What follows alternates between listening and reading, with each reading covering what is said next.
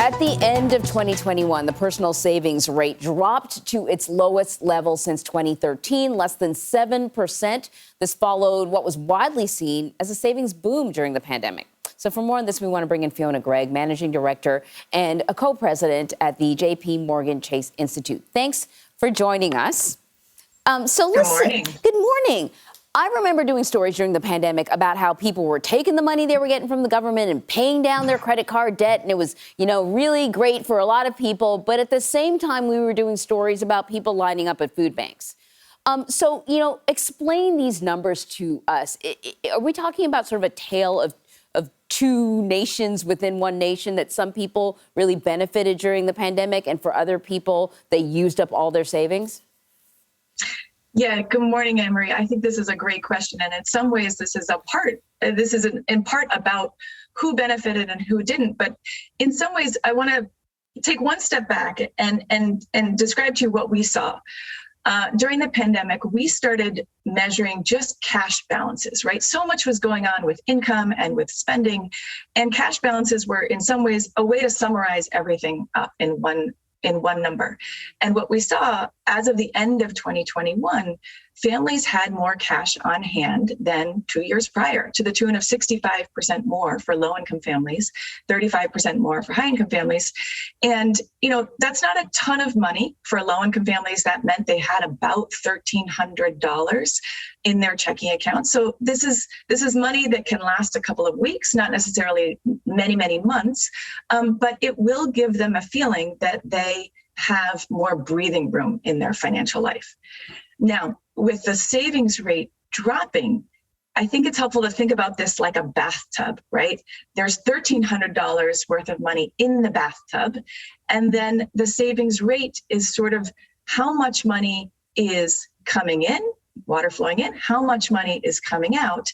And if we have a savings rate of, say, 5%, that means for every $100 coming in, only 5% are left. Only $5 are left after our spending.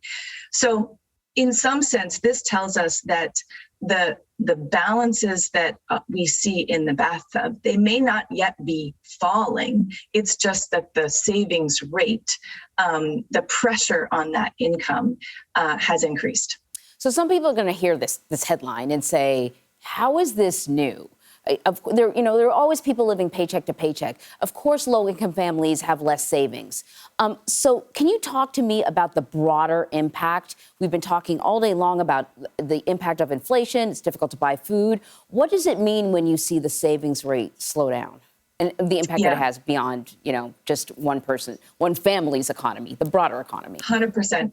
So with inflation around 8.3%, that means that for every dollar that comes in my house in the form of an income, I have to spend that on the things I need to live, right? And the prices that I am paying at the supermarket, at the gas pump, anywhere have gone up. And so that means that a larger share of my paycheck is being spent for the same quantity of goods and services that I bought last month.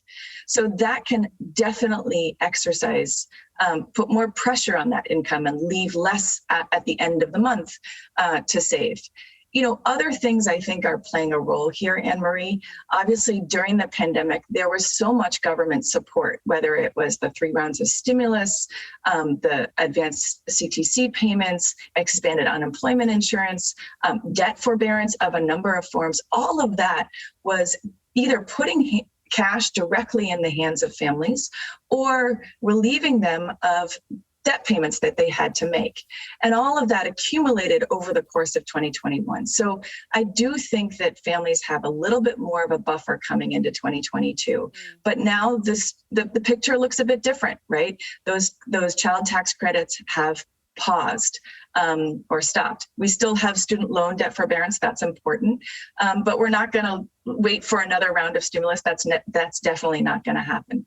And finally, one other thing that's notable is that, we see big seasonal patterns in this.